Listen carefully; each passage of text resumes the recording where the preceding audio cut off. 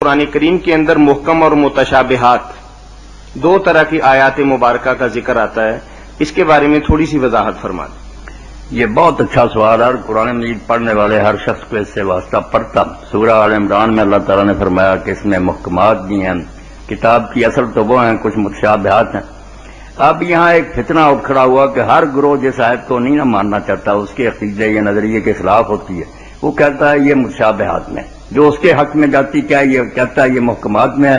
یہ ہم جبریہ، قدریہ اور جتنے گروہوں کی کتابیں پڑھیں نا تفسیر کی، تو بڑے بڑے علماء کا یہی رویہ کہ اپنے حق میں جاتی ہو تو کہہ دیتے ہیں یہ محکم ہے، اور خلاف جاتی ہے تو کہہ دیتے ہیں متشابہات میں سے، اس کو اڑا دیتے ہیں۔ ایسی بات نہیں۔ اور کچھ لوگ یہ بھی سمجھتے ہیں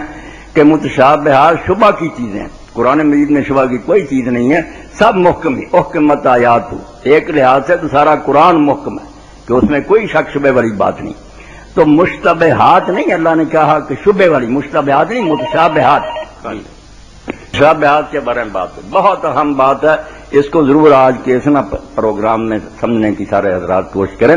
متشابہات مشتبہات نہیں ہیں کہ شبہ والی چیزیں نہیں ہیں، وہ بھی محکمات پختہ،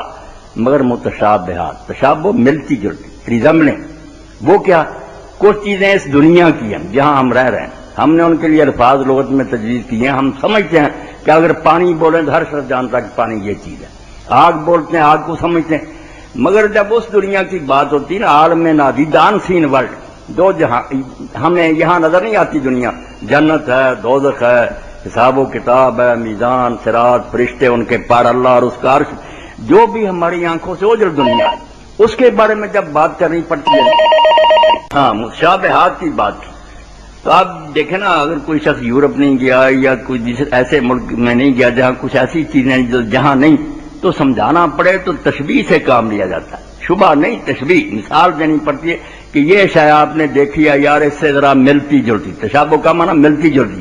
اب جب فرشتوں کا، جنت دوزخ کا ذکر ہوتا، آپ جانتے ہیں اگر ذکر ہی نہ کیا جائے شوق کیسے پیدا ہو،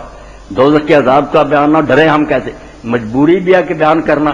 مگر اس کے لیے الفاظ ہماری لغت میں نہیں، وہ چیزیں ہم نے دیکھی نہیں، اس کے لیے لفظ بنائے نہیں۔ اب جب ان کا ذکر کیا جاتا تو ہماری دنیا کی کسی ملتی جلتی چیز سے تشبیہ دے کر بیان کیا جاتا، اس لیے لائن کیا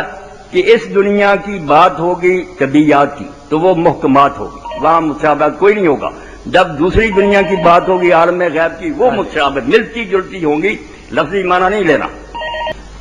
اب دیکھیں نا، جنت کا ذکر ہوتا تو بیان ہوتا کہ وہاں کیلے ہیں، وہاں انگور ہیں، وہاں دودھ کی نہریں ہیں۔ اگر یہ چیزیں وہی ہیں جو اس دنیا میں ہیں تو پھر جنت کیا الگ ہوئی، پھر تو ساری دنیا کھا پی رہی۔ جی دیکھیں نا، کسی کو تشبیہ کے طور پر کہہ دیں بہادر آدمی کو شیر آیا، دوسرا درندے کے معنی میں لے کر شیر تو ہوتا چار پایا، اس کی ٹانگیں دیکھنی شروع کرے، دم دیکھنی، یہ وہ احمق ہے، وہ تشبیہ ہے۔ اس لیے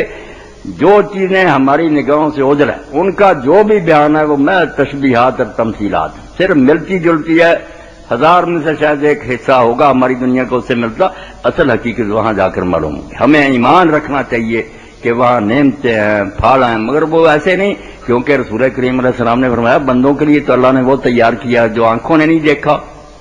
کسی کان نے نہیں سنا، اور دل میں بھی ان کا خیال کبھی نہیں آیا۔ اس لیے وہ نہ یہ کیلے ہیں نہ انگور ہیں، وہ وہاں ہی جائیں گے، ماشاءاللہ اللہ نصیب کرے تو پتہ چلے گا کہ اللہ اکبر، ہم جو سمجھے بیٹھے تھے یہ تو اس سے ہزاروں کروڑوں گنا زیادہ کوئی بہتر چیز ہے، مگر یہاں ہم اندھوں کو جو وہ دنیا نہیں دیکھ سکتے، سمجھانے کا طریقہ سوائے مثال کے اور کوئی نہیں۔ ہم سمجھتے دودھ بڑی عمدہ ہے، بھائی دودھ کی نہریں ہوں گی، دودھ تو یہاں بھینسوں کا گاؤں کا لوگ پی رہے، اگر یہی ملے گا تو کیا نعمت تھی، نہیں، وہ کچھ اور ہی چیز ہوگی، ہم نہیں یہاں نہیں سمجھ سکتے، ایمان رکھنا ہے۔ جی